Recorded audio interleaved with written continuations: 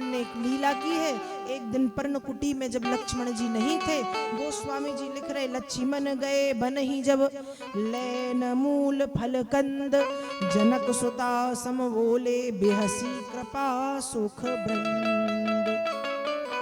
लक्ष्मण जी पर्णकुटी में नहीं है, वन में गए हैं लकड़ियां लेने के लिए। यहां राम जी ने सीता जी से कहा कि देवी अब विशेष लीला का समय आ गया है, और जब तक मैं विशेष लीला करूंगा तब तक आप अग्नि में निवास करेंगे।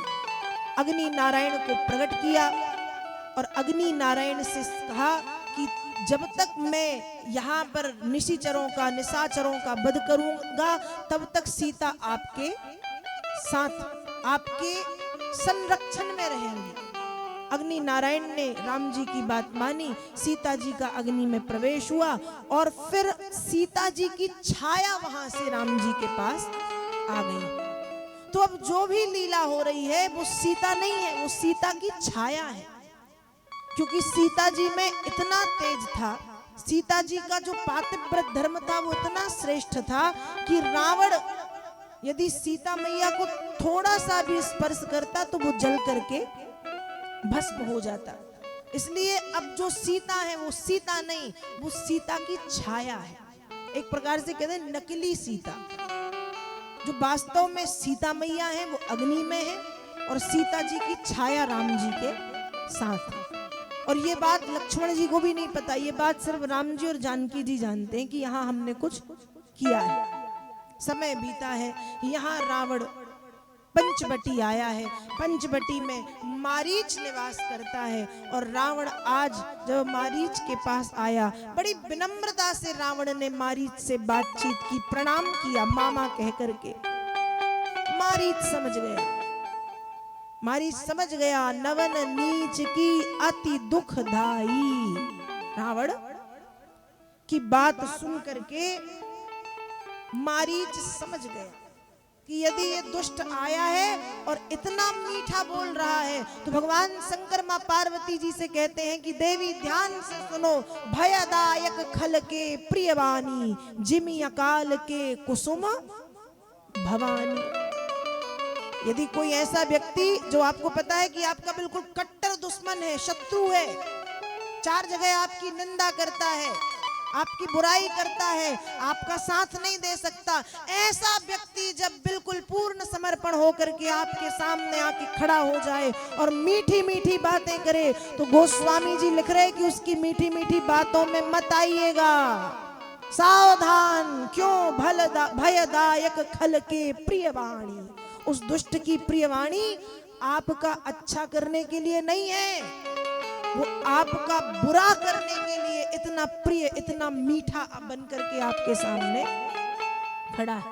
ये जो ज्यादा मीठे बोलने वाले होते ना, इनसे थोड़ा बच के रहना चाहिए। बहुत ज्यादा मीठे बोलने वाले अच्छे नहीं होते, थोड़ा कड़वा बोलने वाले होने चाहिए साथ में। जो सही है तो सही है, जो सही है तो सही है। जो ज्यादा मीठा बोल रहा है, जो हर चीज में हाँ में हाँ, जो गलत में भी हाँ में हाँ, सही में भी हाँ में हाँ, तो सावधान, वो आपकी उन्नति में बाधक बन सकता है। वो आपके लिए अच्छा नहीं है, वो आपके लिए अच्छा नहीं। आज मारीच समझ गया कि बेटा कुछ तो गड़बड़ है, कुछ तो गड़बड़ है। क्यों भयदायक खल के, ये इससे मीठे बोलने की उम्मीद। यदि कोई अच्छा व्यक्ति मीठा बोले तो ठीक है, वो सरल है तो मीठा बोलेगा, लेकिन ये दुष्ट जो कभी किसी का हित नहीं चाहता, ये स्वार्थी व्यक्ति मेरे सामने आके इतना विनम्र बन रहा है, इतनी मीठेपन से बोल रहा है, इतनी सहजता, इतनी सरलता दिखा रहा है, मतलब कुछ तो गड़बड़ है। भगवान शंकर पार्वती जी से कह रहे हैं, जिमि अकाल के कुसुम भवानी। जैसे जब अकाल पड़ा हो, अकाल मतलब सूखा पड़ा हो, और किसी पेड़ में फूल आ जाए तो वो और ज्यादा फिर विनाश को दर्शाते हैं कि और ज्यादा अकाल पड़ेगा, भयंकर अकाल पड़ेगा। जैसे अकाल में फूले गए फूल अच्छे नहीं माने जाते, वैसे दुष्ट की द्वारा बोली गई मीठी बातें भी अच्छी नहीं होती, उनकी बातों में फंसना नहीं चाहिए, सावधान हो जाना चाहिए। रामचरितमानस ऐसा कह रही। मारीच ने कहा सावधान, मन में तो समझ गया, लेकिन अब रावण है तो डर भी लग रहा है। रावण ने कहा मेरा एक काम करना है। मारीच ने कहा क्या काम करना है? रावण ने बताया कि यहाँ पंचवटी में गोदावरी नदी के किनारे एक पर्णकुटी बना करके राम लक्ष्मण सीता निवास कर रहे हैं। तुमको सोने का हिरण बन करके उनके कुटिया के सामने से बार बार फुदकते कूदते उचकते हुए निकलना है। तुम मायावी हो, मृग बन सकते हो। अच्छा, फिर कहा सीता मोहित होंगी, राम जी से बोलेंगी, राम तुम्हारे पीछे भागेंगे और यहां से मैं सीता का हरण करूंगा। मारीच ने सारी बात सुनी। मारीच ने कहा मान लो मैं ये सब करने के लिए मना कर दूं तो?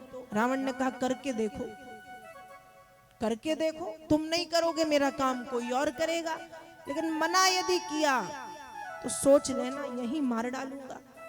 अब मारीच ने मन में सोचा मरना तो है ही, इसकी बात नहीं मानी तो ये मारेगा, और इसकी बात मान ली तो राम जी मारेंगे। मरना तो मेरा पक्का है, बात मान ली तो राम जी, और बात नहीं मानी तो रावण अभी मार देगा। तो इससे अच्छा दुष्ट के हाथों से मरने से अच्छा है कि भगवान के हाथों मरूं और मर करके तर जाऊं। मारीच ने भी कहा ठीक है महाराज, आप जो कह रहे वही सही। और यहां मारीच ने सोने का हिरण बनना स्वीकार किया। अब मारीच बन गया सोने का हिरण, और सोने का हिरण बन करके मारीच बार बार सीता जी के सामने से उचके कूदे एकदम अटखेलियां करता हुआ।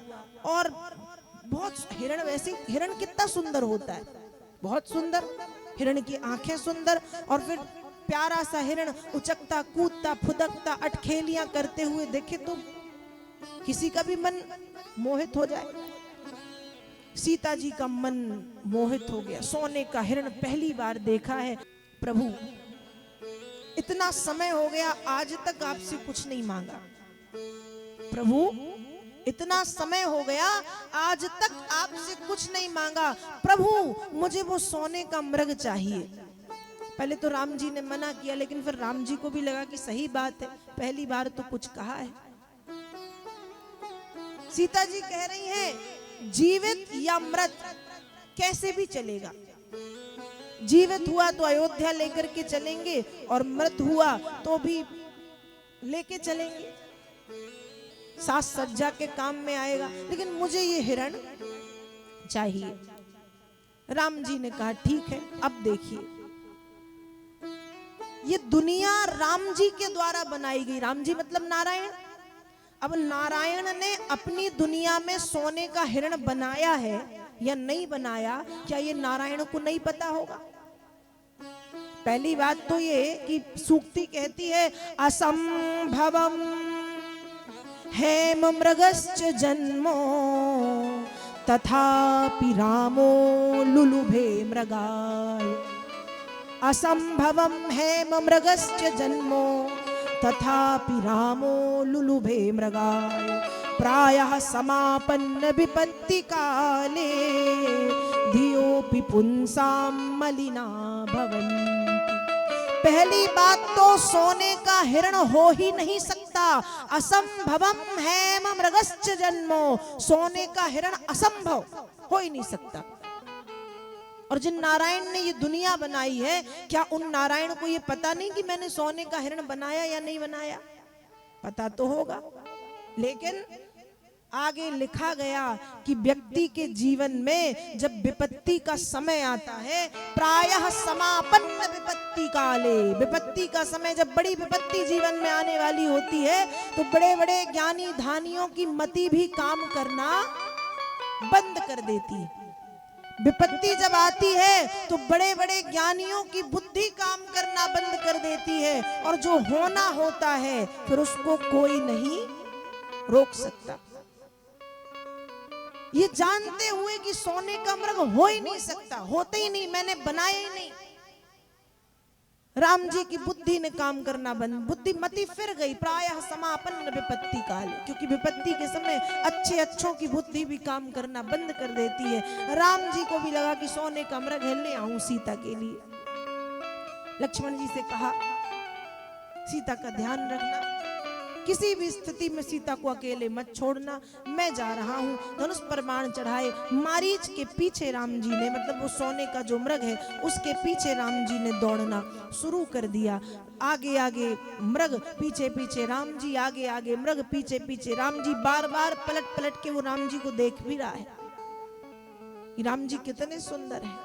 बार बार पलट पलट के देखे राम जी, उसके पीछे पीछे राम जी को दौड़ाते दौड़ाते दौड़ाते बहुत दूर, उस पर्णकुटी से बहुत दूर ले गया।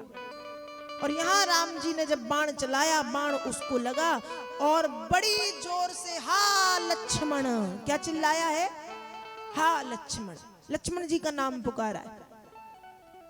ऊपर से लक्ष्मण, भीतर से राम कहते हुए उसने अपने प्राण त्याग दिए। यहां जैसे ही लक्ष्मण नाम सुना तो सीता जी व्याकुल हो गई कि कुछ हुआ है। लक्ष्मण जी को जाने को कहा, लक्ष्मण जी जाने को नहीं तैयार। तब यहाँ सीता जी ने लक्ष्मण जी से कुछ ऐसी कठोर बातें कही कि ना चाहते हुए लक्ष्मण जी ने एक लक्ष्मण रेखा वहां पर खींची है कि मां कुछ भी हो जाए, इस रेखा का पार, इस रेखा को पार मत करना। कुछ भी हो जाए, किसी भी स्थिति में ये रेखा पार आप नहीं करेंगी।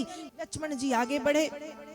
जब आगे गए काफी दूर तो राम जी सुरक्षित, वो मृग जो था वो मृग के स्थान पे मारीच के रूप में मरा हुआ पड़ा है। राम जी लक्ष्मण दोनों समझ गए कि कुछ घटना घटित होने वाली है। यहाँ रावण भिक्षा मांगने के लिए साधु रूप में आया है। सीता जी भिक्षा देने के लिए पहले तो कहा है कि भीतर आके भिक्षा लो, लेकिन लक्ष्मण रेखा पार नहीं कर पाया। सीता जी को ही बाहर बुलाया है और जैसे ही भिक्षा लेकर के सीता मैया आई, उसने अपना रूप जो वास्तव रूप था रावण के रूप में आया। सीता जी का हाथ पकड़ के पुष्पक विमान में बिठाया और पुष्पक विमान में बिठाल करके रावण ने सीता जी का हरण किया और वहां से वो लंका के लिए प्रस्थान कर गया।